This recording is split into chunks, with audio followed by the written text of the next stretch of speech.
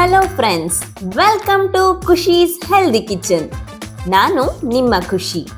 ನಿಮಗೋಸ್ಕರ ನಾನು ಈ ಚಾನಲ್ನಲ್ಲಿ ಹೆಲ್ದಿ ಡಿಶಸ್ನ ಶೇರ್ ಮಾಡೋಣ ಅಂತ ಇದ್ದೀನಿ. ನಮ್ಮ ಚಾನಲ್ನ ವಿಶೇಷತೆ ಏನಪ್ಪ ಅಂದರೆ, ಆದಷ್ಟು ನಾವು ನಮ್ಮ ಚಾನಲ್ನಲ್ಲಿ ಹೆಲ್ದಿ ಡಿಶಸ್ನೇ ತೋರಿಸ್ತಾ ಹೋಗ್ತೀವಿ. ಈ ಬ್ಯುಸಿ ಲೈಫ್ ಸ್ಟೈಲ್ನಲ್ಲಿ ಮನೇಲಿ ಅಡುಗೆ ಮಾಡೋರೇ ಕಮ್ಮಿ ಆಗಿಬಿಟ್ಟಿದ್ದಾರೆ. ಹಾಗಾಗಿ ನಾನು ಸಿಂಪಲ್, ಟೇಸ್ಟಿ ಆ್ಯಂಡ್ ಕ್ವಿಕ್ ಆಗಿ ಮಾಡುವಂತಹ ಡಿಶಸ್ನ ನಿಮ್ಮ ಜೊತೆ ಶೇರ್ ಮಾಡೋಣ ಅಂತ ಈ ಚಾನಲ್ ಸ್ಟಾರ್ಟ್ ಮಾಡಿದ್ದೀನಿ. ನಿಮ್ಮೆಲ್ಲರ ಸಪೋರ್ಟ್ ನನಗೆ ತುಂಬಾ ಮುಖ್ಯ. ಹಾಗಾಗಿ ಚಾನಲ್ನ ಸಬ್ಸ್ಕ್ರೈಬ್ ಮಾಡಿ, ವಿಡಿಯೋ ಇಷ್ಟ ಆದಲ್ಲಿ ಲೈಕ್ ಮಾಡಿ, ಹಾಗೂ ನಿಮ್ಮ ಫ್ಯಾಮಿಲಿ ಫ್ರೆಂಡ್ಸ್ಗೂ ಶೇರ್ ಮಾಡಿ. ಮತ್ತು ಏನೇ ಫೀಡ್ಬ್ಯಾಕ್ ಇದ್ದರೂ ಕಮೆಂಟ್ ಮಾಡಿ ತಿಳಿಸಿ. ಓಕೆ, ಇವತ್ತಿನ ಮೊದಲನೇ ಎಪಿಸೋಡ್ನ ಸ್ಟಾರ್ಟ್ ಮಾಡೋಣ ಬನ್ನಿ. ಇವತ್ತು ನಾನು ವಿಶೇಷವಾಗಿ ನಿಮಗೆ ಪ್ರೋಟೀನ್ ಲಡ್ಡು ಮಾಡೋದು ಹೇಗೆ ಅಂತ ತೋರಿಸ್ಕೊಡ್ತಾ ಇದ್ದೀನಿ. ಏನೆಲ್ಲ ಸಾಮಗ್ರಿಗಳು ಬೇಕಾಗತ್ತೆ ನೋಡೋಣ ಬನ್ನಿ. ಅದಕ್ಕೆ ನಾನಿಲ್ಲಿ 4 ಥರ ಪ್ರೋಟೀನ್ ಕಾಳುಗಳನ್ನ ತಗೊಂಡಿದ್ದೀನಿ. ಹೆಸರು ಕಾಳು, ಕಡಲೆಕಾಳು, ಹಾಗೆ ಕಡಲೆ ಬೀಜ ಮತ್ತು ಹುರುಳಿಕಾಳು. ಈ ಪ್ರೋಟೀನ್ ಲಡ್ಡುನ ನಾವು ಮಕ್ಳಿಗೂ ಸಹ ಕೊಡ್ಬೋದು. ಹಾಗಾಗಿ ಎಲ್ಲ ತಾಯಂದಿರು ಆಬ್ವಿಯಸ್ಲಿ ಮಕ್ಳಿಗೆ ಕೊಡುವಾಗ ಹೈಜೀನ್ ಬಗ್ಗೆ ಯೋಚನೆ ಮಾಡೇ ಮಾಡ್ತಾರೆ. ಹಾಗಾಗಿ ನಾವು ಏನು ಮಾಡೋಣ ಅಂದರೆ, ಒಂದು ಕಾಟನ್ ಬಟ್ಟೆನ ತಗೊಂಡಿದ್ದೀನಿ ನಾನಿಲ್ಲಿ. ಈ ಕಾಟನ್ ಬಟ್ಟೆಯಲ್ಲಿ ಕಾಳುಗಳನ್ನು ಹಾಕಿ ಅದರಲ್ಲಿರೋ ಧೂಳನ್ನು ಒರೆಸ್ಕೊಳ್ಳೋಣ. ತೊಳೆದ್ಬಿಟ್ಟು ಮಾಡೋದ್ರಿಂದ ಅಷ್ಟು ಟೇಸ್ಟ್ ಸಿಗಲ್ಲ ನಮಗೆ. ಹಾಗಾಗಿ ನಾನಿಲ್ಲಿ ಆ ಧೂಳು ಹೋಗಲಿ ಅನ್ನೋದಕ್ಕೋಸ್ಕರ ಕಾಟನ್ ಬಟ್ಟೆಯಲ್ಲಿ ಒರೆಸ್ಕೊತಾ ಇದ್ದೀನಿ.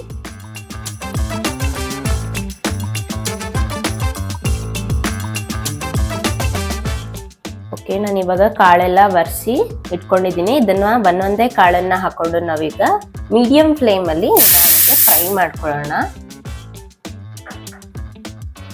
ಘಮ ಘಮ್ ಅಂತ ಬರುತ್ತಲ್ವಾ, ಅವಾಗ ಇದು ರೋಸ್ಟ್ ಆಗಿದೆ ಅಂತ. ಸೊ ಅಲ್ಲಿವರೆಗೂ ಈ ಥರ ರೋಸ್ಟ್ ಮಾಡ್ಕೊಳ್ಳೋಣ.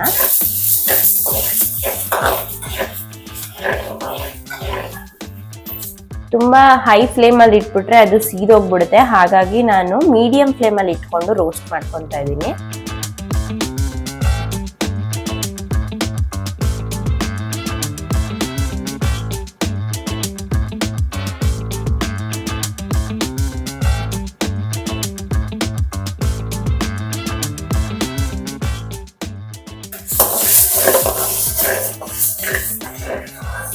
ನೋಡಿ, ಈ ಥರ ಮೀಡಿಯಂ ಹದದಲ್ಲಿ ಹುರ್ಕೊಂಡ್ರೆ ಸಾಕು. ಈಗ ಹೆಸರು ಕಾಳು ಹಾಕೋತಾ ಇದ್ದೀನಿ.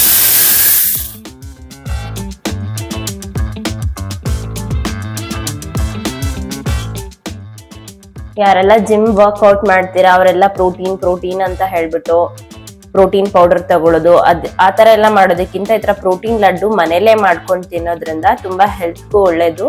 ಮತ್ತೆ ಹಾಗೆ ನಮ್ಮ ದೇಹಕ್ಕೆ ಎಲ್ಲಾ ತರ ಕಾಳುಗಳನ್ನು ಸಿಕ್ದಂಗ ಆಗುತ್ತೆ.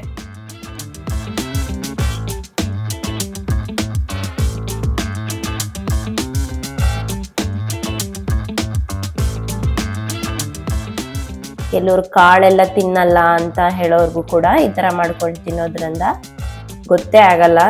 ಸೊ ಇಷ್ಟ ಪಡೆದಿರೋರು ಇಷ್ಟ ಪಡಕ್ ಸ್ಟಾರ್ಟ್ ಮಾಡ್ತೀರಾ. ಸೊ ಈ ರೀತಿ ಆದ್ರೂ ಈಗ ಮಕ್ಕಳು ಎಲ್ಲ ಕಾಳು ತಿನ್ನಲ್ಲ ಅಂತ ಅಮ್ಮಂದಿರಿಗೆ ಟೆನ್ಷನ್ ಇರುತ್ತಲ್ವಾ, ಅಂತ ಅಮ್ಮಂದಿರು ಮಕ್ಳಿಗೆ ಈ ತರ ಎಲ್ಲ ಮಾಡ್ಕೊಡೋದ್ರಿಂದ ಮಗುಗೆ ಎಲ್ಲಾ ತರ ಪೌಷ್ಟಿಕಾಂಶತೆ ಸಿಗುತ್ತೆ.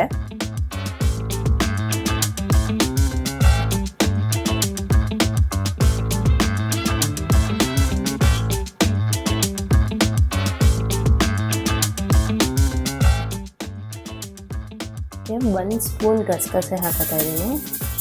ಇದನ್ನು ಅಷ್ಟೇ ಲೈಟಾಗಿ ಫ್ರೈ ಮಾಡ್ಕೋಬೇಕು.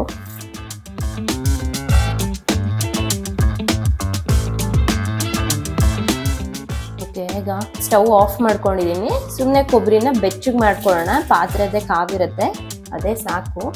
ಸೊ ಸುಮ್ಮನೆ ಅದು ಬೆಚ್ಚಗಾಗಲಿ ಅಂತ.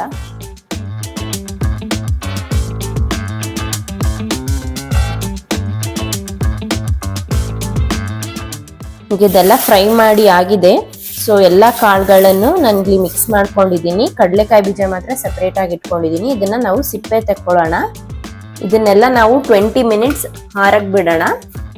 ಸೊ ಇದೆಲ್ಲ ಆರಿದ ನಂತರ ನಾವು ಇದನ್ನ ಪೌಡರ್ ಮಾಡ್ಕೋಬೇಕು. ಸೊ ಅಲ್ಲಿವರೆಗೂ ನಾವು ಈಗ ಇಲ್ಲಿ ನಾನು 1 ಉಂಡೆ ಬೆಲ್ಲನ ತಗೊಂಡಿದ್ದೀನಿ. ಸೊ ನೀವು ಸ್ವೀಟ್ ಜಾಸ್ತಿ ತಿನ್ನೋರು 1 ಉಂಡೆ ಬೆಲ್ಲ ಪೂರ್ತಿ ಹಾಕೋಬಹುದು. ನಾನಿಲ್ಲಿ 1/4 ಉಂಡೆ ಬೆಲ್ಲ ತಗೋತಾ ಇದ್ದೀನಿ ಇದಕ್ಕೆ. ಸೊ ಇದನ್ನ ಪುಡಿ ಮಾಡಿಕೊಂಡು ಈಗ ನಾನು ಪಾಕಕ್ಕೆ ಇಟ್ಕೊಳ್ತಾ ಇದ್ದೀನಿ. ಓಕೆ, ಈಗ ಪಾಕ ಮಾಡ್ಕೊಳ್ಳೋಣ. ನಾನು ಅದಕ್ಕೆ ಇಲ್ಲಿ 1.5 ಕಪ್ ಬೆಲ್ಲ ತಗೋತಾ ಇದ್ದೀನಿ. ಇದರಲ್ಲಿ 2 ಕಪ್ ವಾಟರ್ ಹಾಕೊಳ್ಳೋಣ. ಸೊ ಈಗ ಇದು ಪಾಕ ಆಗೋಕ್ಕೆ ಬಿಡೋಣ. ಇದು ಪಾಕ ಆಗೋ ಅಷ್ಟರಲ್ಲಿ ನಾವು ದ್ರಾಕ್ಷಿ ಗೋಡಂಬಿನ ಫ್ರೈ ಮಾಡ್ಕೊಳ್ಳೋಣ. 2 ಸ್ಪೂನ್ ತುಪ್ಪ ಹಾಕೋತಾ ಇದ್ದೀನಿ. ಓಕೆ, ಈಗ ನಾನಿಲ್ಲಿ 1 ಕಪ್ ಆಗೋಷ್ಟು ಡ್ರೈ ಫ್ರೂಟ್ಸನ್ನು ಹಾಕೊತಾ ಇದ್ದೀನಿ. ಬಾದಾಮಿ, ಗೋಡಂಬಿ, ದ್ರಾಕ್ಷಿ. ನಿಮಗೆ ಇನ್ಯಾವುದಾದ್ರೂ ಡ್ರೈ ಫ್ರೂಟ್ಸ್ ಬೇಕಂದ್ರೆ ನೀವು ಆ್ಯಡ್ ಮಾಡ್ಕೋಬೋದು.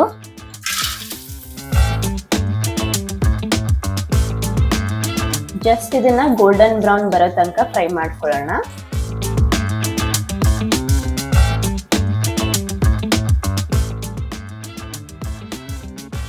ನೋಡಿ, ಈ ರೀತಿ ಒಂದೇಳೆ ಪಾಕ ಬರೋವರೆಗೂ ನಾವು ಇದನ್ನು ಚೆನ್ನಾಗಿ ಕುದಿಸ್ಕೊಂಡು ಪಾಕ ಮಾಡ್ಕೋಬೇಕು. ಈಗ ಇದಾಗಿದೆ, ಸೊ ಆಫ್ ಮಾಡ್ಕೊಳ್ಳೋಣ. ಓಕೆ, ನೋಡ್ತಾ ಇರ್ಬೋದು ಫ್ರೈ ಮಾಡ್ಕೊಂಡಿರೋದೆಲ್ಲ ತಣ್ಣಗಾಗಿದೆ. ಹಾಗೆ ನಾನು ಕಡಲೆ ಬೀಜ ಸಿಪ್ಪೆ ಎಲ್ಲ ಬಿಡಿಸ್ಕೊಂಡು ಸಪ್ರೇಟಾಗಿ ಇಟ್ಕೊಂಡಿದ್ದೀನಿ. ಫಸ್ಟು ಇದಿಷ್ಟು ಇಂಗ್ರೀಡಿಯೆಂಟ್ಸ್ನ ನಾವು ಪೌಡರ್ ಮಾಡ್ಕೊಳ್ಳೋಣ. ಫುಲ್ ಫೈನ್ ಪೌಡರ್ ಆಗೇನೆ ಮಾಡ್ಕೊಳ್ಳೋಣ ಇದನ್ನ. ಸೊ ಈಗ ನಾನು ಇದನ್ನ ಜಾರ್ಗೆ ಹಾಕೊಂಡು ಪೌಡರ್ ಮಾಡ್ಕೊತೀನಿ.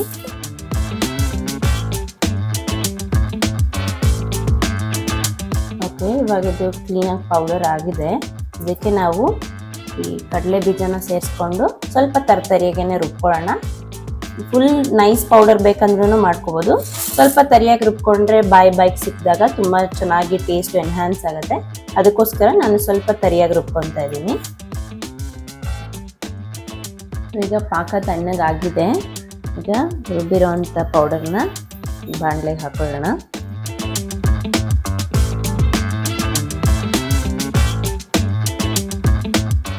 ಓಕೆ, ನಾನು ಆಲ್ರೆಡಿ ಫ್ರೈ ಮಾಡ್ಕೊಂಡಿರೋ ಅಂಥ ಕೊಬ್ಬರಿ ಮತ್ತು ಗಸಗಸೆಯನ್ನು ಸೇರಿಸ್ಕೊತಾ ಇದ್ದೀನಿ ಇದಕ್ಕೆ. ಮತ್ತು ಒಂದು 5ರಿಂದ 6 ಏಲಕ್ಕಿನ ತಗೊಂಡಿದ್ದೀನಿ. ಅದನ್ನು ಕುಟ್ಟಿ ಪುಡಿ ಮಾಡಿದ್ದೀನಿ. ಇದನ್ನು ಸೇರಿಸ್ಕೊಳ್ಳೋಣ. ಓಕೆ, ಇದನ್ನ ಮಿಕ್ಸ್ ಮಾಡ್ಕೊಳ್ಳೋಣ ಚೆನ್ನಾಗಿ. ಇದು ತುಂಬಾ ಟೇಸ್ಟಿಯಾಗಿರುತ್ತೆ. ಎಲ್ಲ ವಯಸ್ಸಿನವರು ಕೂಡ ಇದನ್ನು ಇಷ್ಟಪಟ್ಟು ತಿಂತಾರೆ. ನೀವು ಒಮ್ಮೆ ಟ್ರೈ ಮಾಡಿ, ಹೇಗಾಯಿತು ಅಂತ ಕಮೆಂಟ್ ಮಾಡಿ ತಿಳಿಸಿ.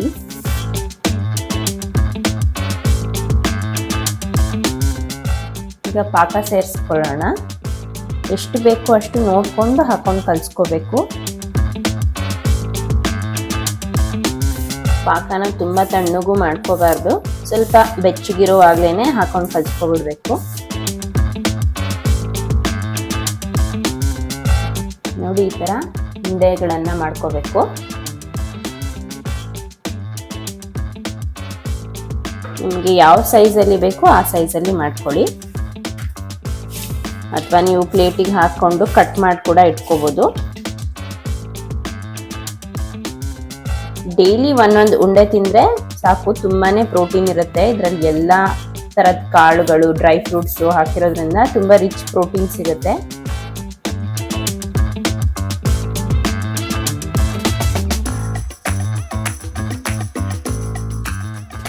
ಓಕೆ, ಈಗ ಪ್ರೋಟೀನ್ ಲಾಡು ತಿನ್ನೋದಕ್ಕೆ ರೆಡಿ ಆಗಿದೆ.